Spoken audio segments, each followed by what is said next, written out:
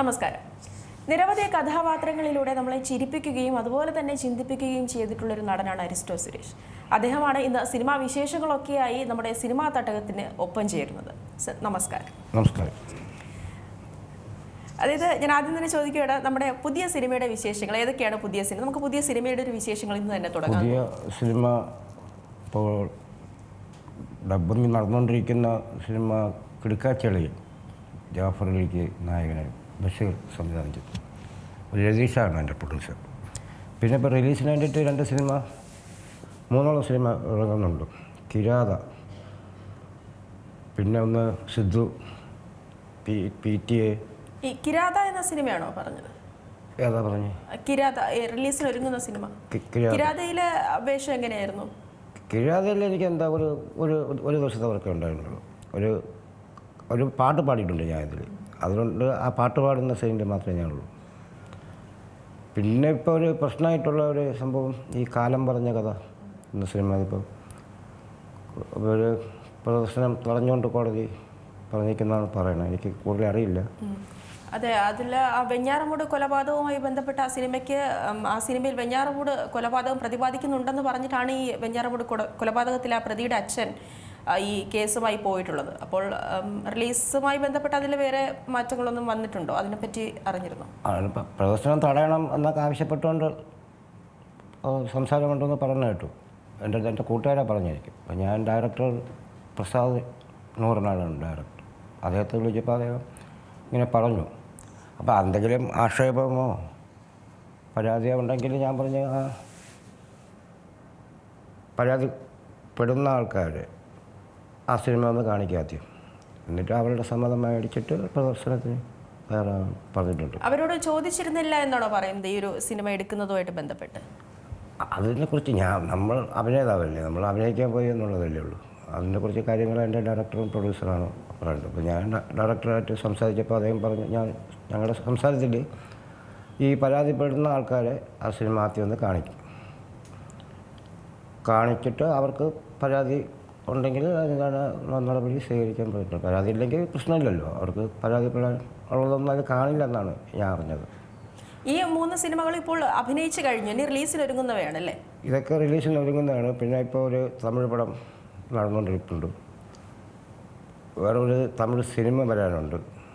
പിന്നെ വിജയ് സേതുപതി പ്രൊഡ്യൂസ് ചെയ്യുന്ന Jio ഹോട്ട്സ്റ്റാറിലൊരു web series തമിഴാണ്, അതൊക്കെ വരാനുണ്ട്. ഇപ്പോൾ ഈ ഫെബ്രുവരി അടുത്ത വീക്കോട്ട് 2 സിനിമ സ്റ്റാർട്ട് ചെയ്യണം.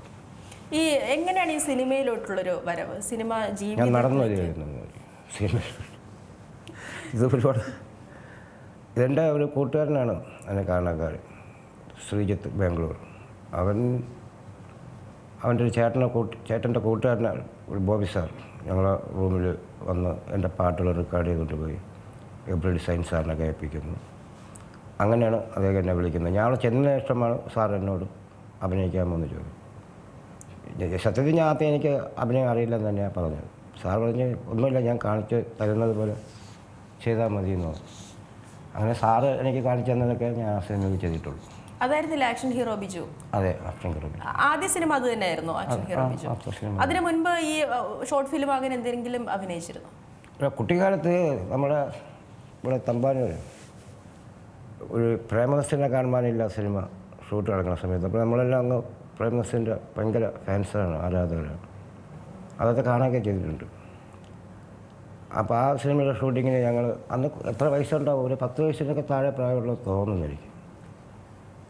ഞങ്ങൾ ഈ പ്രതിഷേധ ജാഥ നടത്താൻ വേണ്ടിയിട്ട് വിളിച്ചിട്ട് പോയി. അപ്പോൾ ആവേശപൂർവ്വമാണ് സിനിമ കാണാൻ പോയത് ഞങ്ങൾ. അപ്പോൾ കൈ മാത്രമേ ഉള്ളൂ, കൈയും പ്ലക്കാർഡ് ബോർഡുകൾ മാത്രമേ ഉള്ളൂ. അതാണ് ആദ്യം കൈയാണ് അഭിനയിച്ചത്. അന്ന് കരുതിയിരുന്നു സിനിമയിൽ ഇത്രയും അവസരങ്ങൾ ലഭിക്കുന്നും സിനിമയിലേക്ക് എത്താൻ പറ്റുമെന്നൊക്കെ ഒരു വിദൂര സ്വപ്നമായിരുന്നില്ല അന്നൊക്കെ നോക്കും? കാരണം ഒരുപാട് കഠിനമായി പ്രയത്നിച്ചിട്ട് തന്നെയല്ലേ ഇങ്ങോട്ടേക്ക് എത്തിയിട്ടുള്ളത്. ഞാൻ അഭിനയിക്കാൻ വേണ്ടിയിട്ട് ആരോടും ചാൻസ് ചോദിച്ചു പോയിട്ടില്ല, ചാൻസ് ചോദിച്ചിട്ടുമില്ല. നമ്മളെ ഇഷ്ടമുള്ളവരല്ലേ നമ്മളെ വിളിക്കുക. ഇത് സാർ ഞാൻ പറഞ്ഞല്ലോ, എന്നെ കൊണ്ട് അഭിനയിപ്പിക്കുകയായിരുന്നു, എന്നെ കൊണ്ട് പാടിപ്പിക്കുകയായിരുന്നു എബ്രി ഡിസൈൻ സാറാണ്. ഇതിലേക്ക് ഞാൻ ഒരു പാട്ടുകാരനോ അഭിനേതാവോ ആവില്ല. നമ്മുടെ ആഗ്രഹം തിരക്കഥ എഴുതുക, ഒരു സംവിധായകനാവുക എന്നൊക്കെ ഉള്ളു. അപ്പോൾ അതിന് വേണ്ടിയിട്ട് ഞാൻ IBC സാറിനെയൊക്കെ കാണാൻ പോയിട്ടുണ്ട്. സാറ് അടുത്തൊരു സിനിമയ്ക്ക് എനിക്ക് തോന്നുന്നു അത് ഇൻസ്പെക്ടർ ബൽറാം താരാദാസാണെന്ന് തോന്നുന്നു. ആ സിനിമയോട്ട് ജോയിൻ ചെയ്യാൻ പറഞ്ഞതാണ്. പക്ഷേ എനിക്ക് പോകാൻ പറ്റില്ല. അതെന്ത് പറ്റി ആ സിനിമയിലേക്ക്? അത് ആ സമയത്ത് നമ്മുടെ നാട്ടിലൊരു ഇലക്ഷൻ നടക്കുകയായിരുന്നു, ഒരു ബൈ ഇലക്ഷനാണ്. ഞാൻ കോൺഗ്രസ്സുകാരനാണ്. അങ്ങനെ പാർട്ടിക്ക് വേണ്ടിയിട്ട് പ്രവർത്തിക്കാൻ വേണ്ടിയിട്ട് നിന്ന സമയമാണ്. അതിന് പിന്നെ ഒരു കുറ്റബോധം തോന്നിയിട്ടുണ്ടോ? അന്ന് അതിൽ കമ്മിറ്റ് ചെയ്യേണ്ടതായിരുന്നു എന്ന് തോന്നിയിട്ടുണ്ടോ ആ സിനിമയ്ക്ക് വേണ്ടി? കുറ്റബോധം തോന്നിയിട്ടില്ല, നഷ്ടബോധം ഉണ്ടായിട്ടുണ്ട്. നഷ്ടം, നിരാശ ഉണ്ടായിട്ടുണ്ട്. കാരണം അച്ഛൻ നമ്മൾ നിൽക്കുന്നിടത്ത് അവിടെ അല്ലേ അച്ഛൻ നോക്കണ്ടേ, എന്നിട്ടല്ലേ കുറച്ച് മാറിയുള്ള പോയി നോക്കാനുള്ളൂ. അത് എനിക്ക് ആ സമയത്ത് എന്താ പറയുക, കോൺഗ്രസ് രണ്ടായിട്ട് പിളർന്നു, DAC പോലെയുള്ള പാർട്ടിയൊക്കെ ഉണ്ടായിട്ട് ഉള്ളൊരു ഇലക്ഷനായിരുന്നു ആ സമയം. അപ്പോൾ പാർട്ടിക്ക് വേണ്ടി നിൽക്കണമെന്ന് തോന്നി, അങ്ങനെ നിന്നു. ഈ സ്കൂൾ കാലഘട്ടം മുതൽ തന്നെ ഈ അഭിനയം എന്നുള്ളൊരു ആഗ്രഹം ഉണ്ടായിരുന്നു? ഞാൻ പറഞ്ഞല്ലോ, ഇല്ല, അഭിനയിക്കാനും പാടാനെന്നുള്ള പാട്ട് പാടും കൂട്ടുകാരുടെ ഇടയിൽ മാത്രം, പൊതു സ്ഥലങ്ങളിൽ പാടുന്നില്ല. എൻ്റെ വീട്ടിലിപ്പോഴും അറിയില്ല, അമ്മയ്ക്കൊന്നും അറിയില്ല ഞാൻ പാടുമെന്നുള്ളത്. എൻ്റെ സഹോദരിമാർക്കും അറിയില്ലായിരുന്നു. നമ്മുടെ കൂട്ടുകാർക്കിടയിൽ പാടും, അങ്ങനെയൊക്കെ തന്നെയാണ്. ഒരു ഗോപൻ ബായി ഉണ്ട്, ഗോപൻ ബായിയുടെ കൂടെ ഞങ്ങൾ പാട്ടൊക്കെ പാടി. ഈ ഒരു സിനിമയിലേക്ക് വന്നതിന് ശേഷം ജീവിതത്തിൽ ഉണ്ടായെന്ന് തോന്നിയിട്ടുള്ളൊരു മാറ്റം എന്താണ്? സിനിമയിൽ വരുന്നതിന് മുമ്പേ ആരും കൂടെ നിന്ന് സെൽഫി എടുക്കില്ലായിരുന്നു. ഇപ്പോൾ ചിലരൊക്കെ വന്ന് സ്നേഹപൂർവ്വം സെൽഫിയൊക്കെ എടുക്കുന്നുണ്ട്. സിനിമയിൽ വന്നതുകൊണ്ടല്ലേ അത് ഉണ്ടായത്, അല്ലെങ്കിൽ ആരും നമ്മളെ അറിയില്ലല്ലോ. കുറച്ച് വർഷങ്ങൾക്ക് മുമ്പല്ലേ ഈ ബിഗ് ബോസിലേക്ക് പോയത്? ഈ ബിഗ് ബോസിൽ പോയപ്പോൾ ഒരു അനുഭവം എങ്ങനെ ഉണ്ടായിരുന്നു? അത് ബിഗ് ബോസിൽ പോയിട്ട് കുറേ കാര്യങ്ങൾ പഠിച്ചു. കാര്യം എന്താണെന്ന് അറിയാമോ, ബിഗ് ബോസ് എന്ന് പറയുന്നത് പരിമിതം എന്നൊക്കെ പറയില്ലേ, പരിമിതമായിട്ടുള്ള അവിടെ ഉള്ള ഭക്ഷണം കഴിക്കുക, അവിടെയുള്ള ഭക്ഷണം, ആ ഇതിനകത്തുള്ള എന്താ ആൾക്കാർ, കൂട്ടുകാർ, ആ ഒരു സ്ക്വയറിനകത്ത് നിന്നുള്ള നടക്കുന്നത്, ഓടുന്നതല്ല അതിനകത്ത്. പിന്നെ പരിധി എന്ന് പറയുന്നത് നമ്മൾ മൂക്ക് ചൂണ്ടാനുള്ള ഇതേ ഉള്ളൂ, തൊടാനുള്ള ഇതില്ല എന്നൊക്കെ അവിടെ പോയാൽ പഠിക്കണം.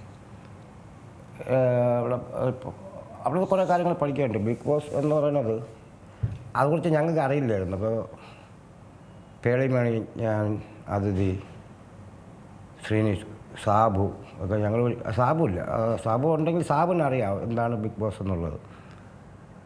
അപ്പം ഞങ്ങളിതിൻ്റെ ഡൗട്ട് കമൽഹാസൻ സാറിനോട് ചോദിച്ചു, സാർ എന്താണ് ഈ ബിഗ് ബോസ്? അപ്പോൾ അദ്ദേഹം പറഞ്ഞു, ബിഗ് ബോസ് എന്ന് പറയുന്നത് സമൂഹത്തിന് നേരെ തിരിച്ചു വച്ചിരിക്കുന്ന ഒരു കണ്ണാടിയാണ്.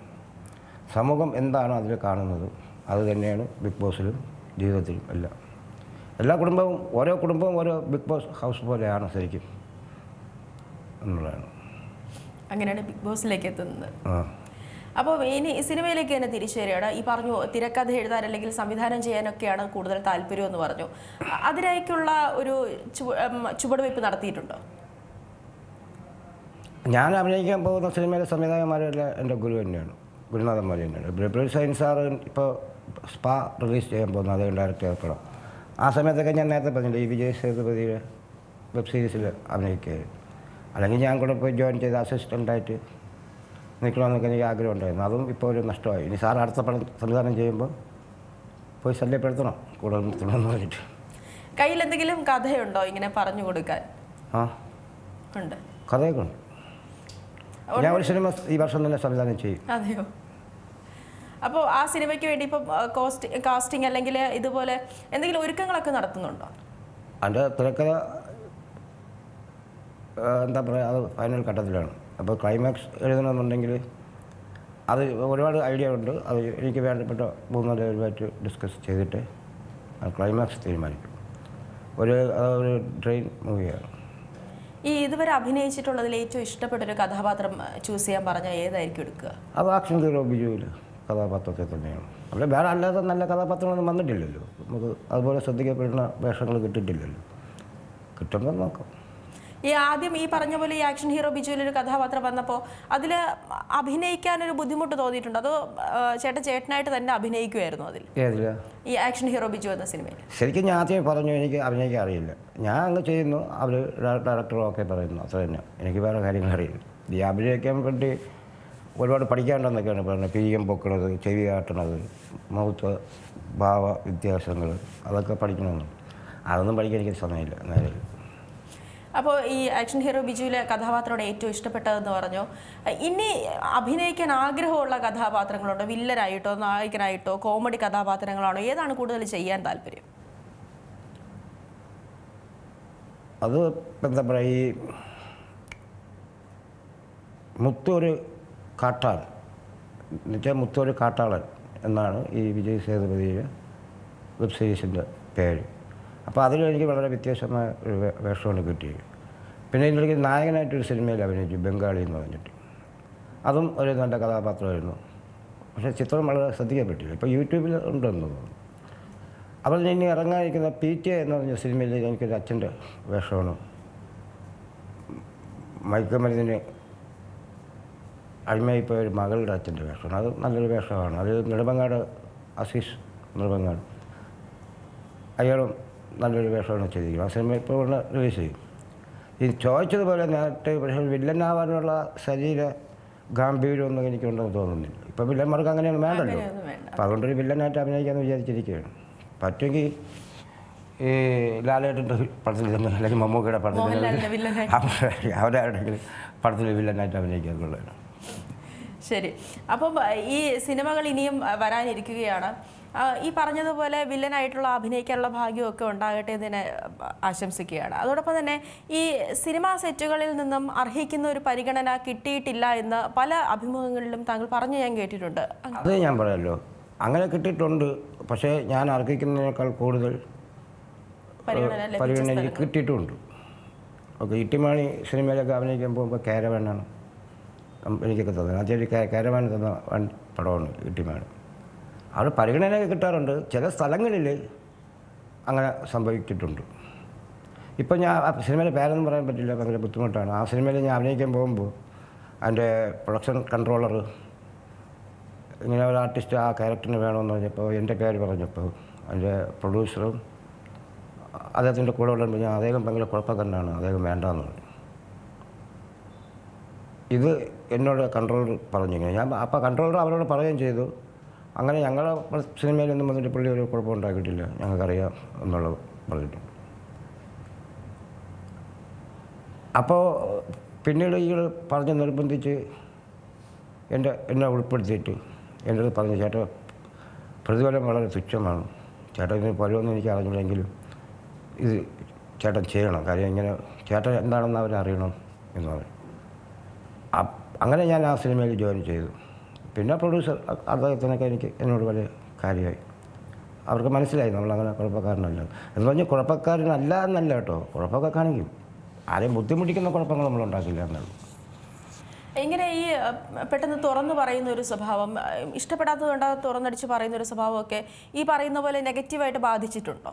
ഇപ്പോൾ അതിനൊരു ഉദാഹരണമാണ്. തുറന്നു പറയുന്നവർക്ക് എപ്പോഴും നെഗറ്റീവ് ഉണ്ടാവുമല്ലോ, നമ്മളതൊന്നും നോക്കാറില്ല. എന്ന് പറഞ്ഞാൽ എല്ലാ കാര്യങ്ങളും തുറന്ന് പറയാറുമില്ല.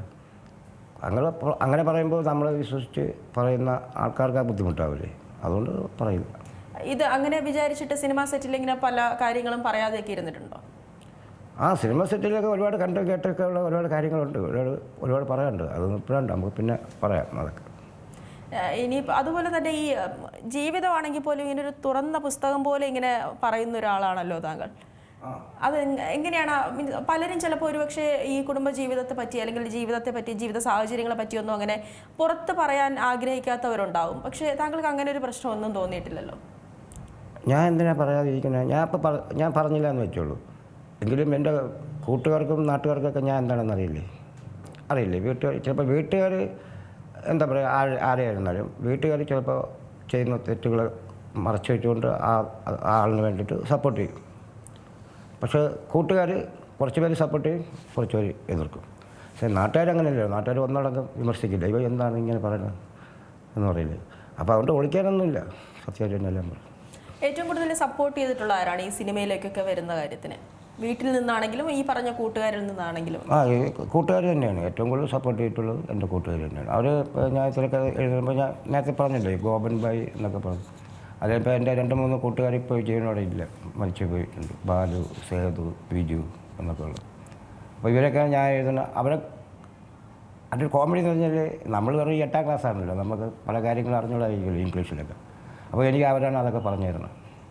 ഈ ഗോപൻ ഭായി ഒക്കെ അപ്പോൾ അവർ ആ യാത്ര തിരക്കഥ അവരും സിനിമ കാണുന്നില്ല, സിനിമ പ്രേമികളാണ്. ഞങ്ങൾ ഈ സെക്കൻഡ് ഷോ കാണാത്ത ദിവസമേ ഇല്ല ആ കാലത്തൊക്കെ. അപ്പോൾ അങ്ങനെ ഈ തിരക്കഥയൊക്കെ വായിക്കുമ്പോൾ അങ്ങനെ ഞങ്ങൾ ഒന്ന് രണ്ട് സ്ഥലത്തൊക്കെ പോയിട്ടുണ്ട്. ഈ ഗോപൻ ഭായി ഇവിടെ വന്നിട്ടുണ്ട് IV ശശി സാറിനെ കാണാൻ മദ്രാസിൽ. കൂട്ടുകാർ തന്നെയാണ് സപ്പോർട്ട്. കൂട്ടുകാരാണ് ഏറ്റവും സപ്പോർട്ട് ചെയ്തിട്ടുള്ളത്. പിന്നെ ഇവിടെ ഞാൻ സിനിമയിൽ വരുന്നതിന് മുമ്പേ തന്നെ എൻ്റെ ഒരു തിരക്കഥ പുസ്തകമായിട്ട് ഇറക്കിയിട്ടുണ്ട്. ഒരു തമ്പാനൂർ സുന്ദരേശൻ നായർ എന്ന് പറഞ്ഞ ആൾ, ഇവിടെ അടുത്ത വീട്, അതൊക്കെ ഇപ്പോൾ ഉണ്ട്, കാണാൻ പോകണം. സുഖമില്ല കിടക്കാൻ പുള്ളി. അദ്ദേഹമാണ് സ്വന്തം പൈസയിൽ ആദ്യമായിട്ട് എൻ്റെ ഒരു ദൂരത്തൊരു തീരം എന്നാണ് പുസ്തകത്തിൻ്റെ. അത് ഞങ്ങൾ എന്നെ കൊണ്ടുവരുന്ന വിൽക്കുകയായിരുന്നു കേട്ടോ. പലരും പുസ്തകത്തോടുള്ള താല്പര്യമില്ലാത്തവരും അന്ന് എന്നെ കാണുമ്പോൾ വാങ്ങുമായിരുന്നു. ഇരിക്കട്ടെടാന്ന് പറഞ്ഞ് വാങ്ങുമായിരുന്നു. അങ്ങനെ സിനിമയിൽ പറഞ്ഞതിന് മുമ്പേ തന്നെ ഞാൻ എൻ്റെ പുസ്തകം തിരക്കഥ രൂപത്തിൽ ഇറങ്ങിയിട്ടുണ്ട്. ഭയങ്കരയാണ്. ഇനി ബുക്കുകൾ എഴുതാനുള്ള ആഗ്രഹമുണ്ടോ ഈ പറഞ്ഞതുപോലെ? ഞാനിപ്പോൾ ഒരു സംഭവം എഴുതിക്കൊണ്ടിരിക്കുക, നോവലായിട്ട് എഴുതിക്കൊണ്ടിരിക്കുക. നോവലൊന്നും പറയാൻ പറ്റില്ല, എന്താണെന്ന് എനിക്കറിയില്ല. അത് ഈ ഉണ്ണിയാർ അദ്ദേഹമാണ് ആ പുസ്തകത്തിൻ്റെ അന്നും ചില സംഭവങ്ങളൊക്കെ എനിക്ക് ചെയ്തു തന്നത്. ഞാൻ രണ്ടാമത് എഴുതിയൊരു ബുക്ക് മുത്തേ പൊന്നേ പിണങ്ങല്ലേ എന്ന് പറഞ്ഞത് സിനിമയിൽ വന്നതിന് ശേഷം. അപ്പോൾ അദ്ദേഹമാണ് അതിൻ്റെ എഡിറ്റൊക്കെ ചെയ്തത്. അപ്പോൾ ഇനി അദ്ദേഹത്തെ കാണണം, വായിപ്പിക്കണം, അങ്ങനെ വെയിറ്റ് ചെയ്യാം. അപ്പം ഈ സിനിമയിലോട്ട് ഇങ്ങനെ വന്നപ്പോൾ വിമർശനങ്ങൾ ഉണ്ടായിട്ടുണ്ടോ? തള്ളകിളിയൊക്കെ കിട്ടിയിട്ടുണ്ട് ഇഷ്ടം പോലെ. അതൊന്നും നാട്ടുകാരാണോ അങ്ങനെ വിമർശിച്ചിട്ടുള്ളത്, അതോ ഈ പൊതുവിലല്ലാണ്ട് ചേട്ടനെ അറിയാത്ത ആൾക്കാരാണോ വിമർശിച്ചിട്ടുള്ളത്? നാട്ടുകാരൊക്കെ എനിക്ക് സപ്പോർട്ട്. നാട്ടുകാർക്ക് എന്നെ സംബന്ധിച്ചുള്ള ഞാൻ ഇങ്ങനെ ആയി തീരുമെന്ന് അവരൊരിക്കലും പ്രതീക്ഷിക്കാത്തൊരു സന്തോഷം ഉണ്ട്. എന്നെ കാണുമ്പോഴൊക്കെ ആ സ്നേഹവും കാര്യങ്ങളും ഒക്കെ ഉണ്ട്. വിമർശനങ്ങൾ അറിയാൻ എൻ്റെ അറിവിൽ ഞാൻ കേട്ടിട്ടില്ല, നിങ്ങൾക്കറിയാൻ അറിയാൻ പറ്റുള്ളൂ. അത് എന്താ ഈ സിൽവർ ലൈൻ കേട്ടറിയിൽ ആ സമയത്ത് ഞാൻ എന്തോ ഒരു ഇൻ്റർവ്യൂ കൊടുത്തപ്പോൾ അത് ഞാൻ ഇപ്പോഴും പറയാൻ കേട്ടോ. നമുക്ക് എന്താ പറയുക, രോഗം മാറുന്നതിനനുസരിച്ച് നമ്മൾ മാറണ്ടേ. ജപ്പാനിലെയും ചൈനയിലെയും കുട്ടികളൊക്കെ 300, 200, 600 കിലോമീറ്റർ ആയി ഇപ്പോൾ അവിടെ മണിക്കൂറിൽ. അങ്ങനെയുള്ള സ്ഥലത്ത് നമ്മുടെ കുട്ടികൾ ഒരു 10-200 കിലോമീറ്ററിൻ്റെ വേഗതയിലെങ്കിലും സഞ്ചരിക്കണ്ടേ. ആവശ്യമാണെന്ന്, ഇന്നത് ആവശ്യമില്ല, എല്ലാം പാസ്റ്റല്ലേ. അപ്പോൾ അതിനെ ഞാൻ സപ്പോർട്ട് ചെയ്ത് സംസാരിച്ചു, അതിങ്ങനെ വരണം എന്നുള്ളതാണ്.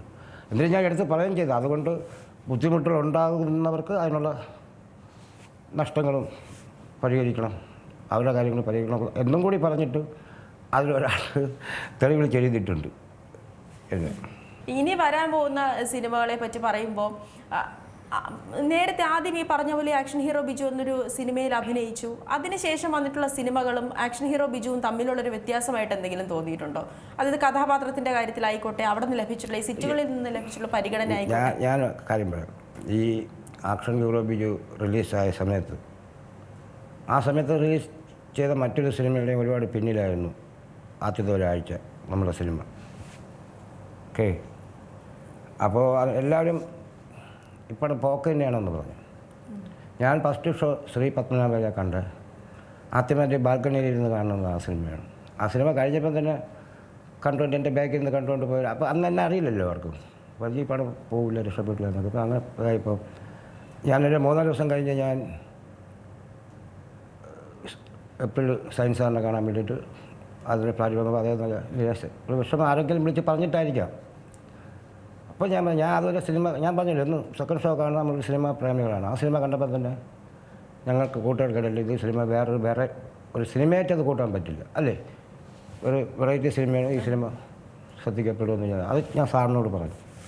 ഞാൻ പറഞ്ഞത് സാറിന് അത്ര വിശ്വാസം ആയില്ലെന്ന് തോന്നുന്നു. പിന്നെ ആ സിനിമ ഇപ്പോഴും TV-യിൽ കാണിക്കുന്നുണ്ടല്ലോ. തീർച്ചയായിട്ടും ഇപ്പോഴും ഒരുപാട് പേരുടെ ഇഷ്ടപ്പെട്ടു, ഒരുപാട് പേരിൽ എനിക്ക് തോന്നുന്നു അതിന് ഹേറ്റേഴ്സ് ഇല്ലാന്ന് തോന്നുന്നു. ആക്ഷൻ ഹീറോ ബിജു എന്ന് പറയുന്ന സിനിമ അതുപോലെ സിനിമ മുമ്പ് ഇറങ്ങിയിട്ടില്ല, പിന്നീട് ഇറങ്ങിയിട്ടില്ല.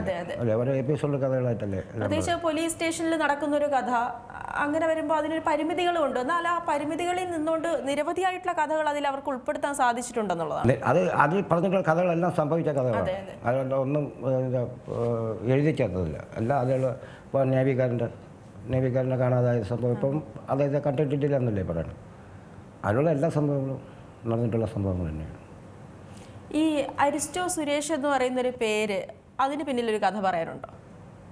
അത് ഞാൻ പാർട്ടിയിലൊക്കെ ഉണ്ടായിരിക്കുമ്പോഴേ എന്നെ പാർട്ടിയിലൊക്കെ അത് ഈ ഒരാളിനൊരു പേര് കൂടെ ഉണ്ടാവുന്നത് ഒരേ പേരുള്ള ഒരുപാട് പേരുള്ളപ്പോഴാണ് ഉള്ളതുണ്ട്. അത് സിനിമയിലായിരുന്നാലും രാഷ്ട്രീയത്തിലായിരുന്നാലും ഇവിടെ തന്നെ നിങ്ങൾക്കിടയിൽ തന്നെ കാണില്ലേ. അപ്പോൾ അങ്ങനെ ഒരുപാട് സുരേഷ്മാരുള്ളതുകൊണ്ട് എനിക്ക് അരിസ്റ്റോയിലെ സുരേഷ് എന്നുള്ളത്. ഇത് ഞാൻ സിനിമയിൽ എൻ്റെ ഒരു സാറ് ചോദിച്ചു എന്ത് പേര് ടൈറ്റിൽ കൊടുക്കണമെന്ന് ചോദിച്ചു. അപ്പോൾ ഞാൻ പറഞ്ഞു സാറ് നാട്ടിൽ തന്നെ ഇങ്ങനെയാണ് അറിയപ്പെടുന്നത്. ഞാൻ അത് വലിയ കാര്യമായിട്ടില്ല.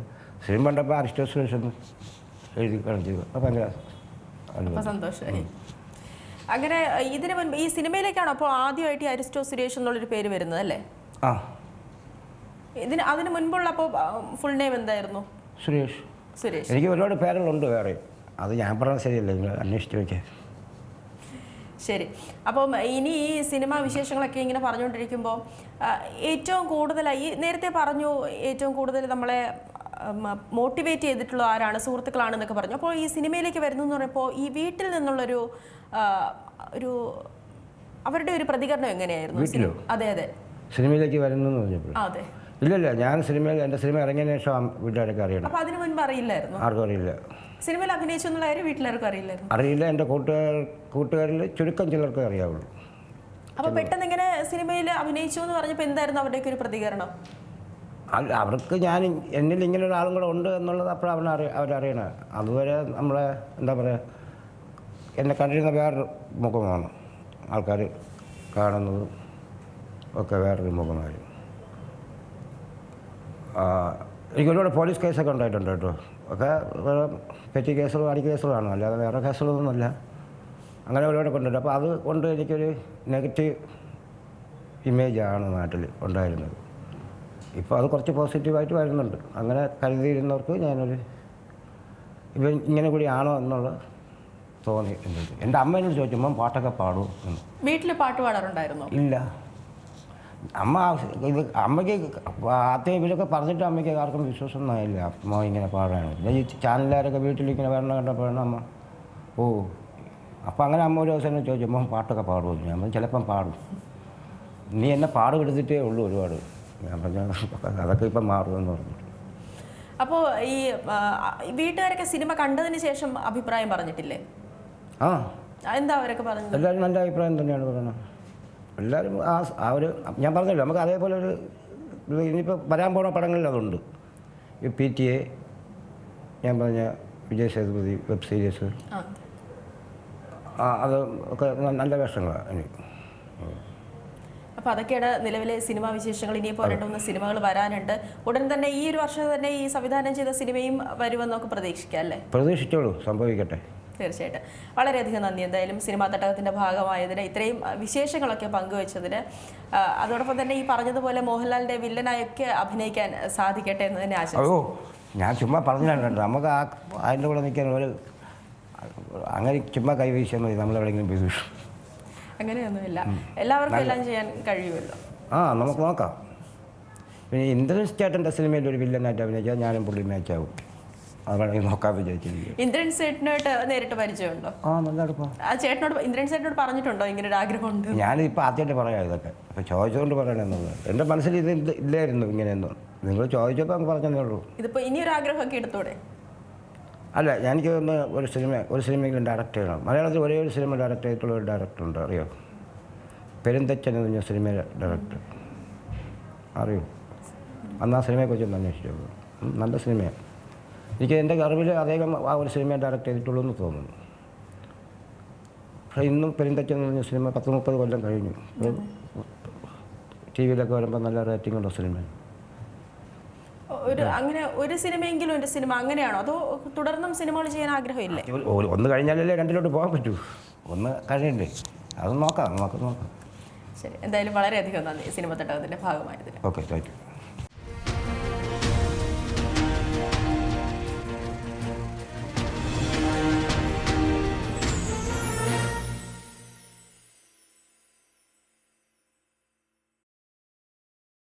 ഏറ്റവും പുതിയ വാർത്തകളും വിശേഷങ്ങളും വിരൽത്തുമ്പിലറിയാൻ സീ മലയാളം ന്യൂസ് എല്ലാ ഡിജിറ്റൽ പ്ലാറ്റ്ഫോമുകളിലും ലഭ്യം.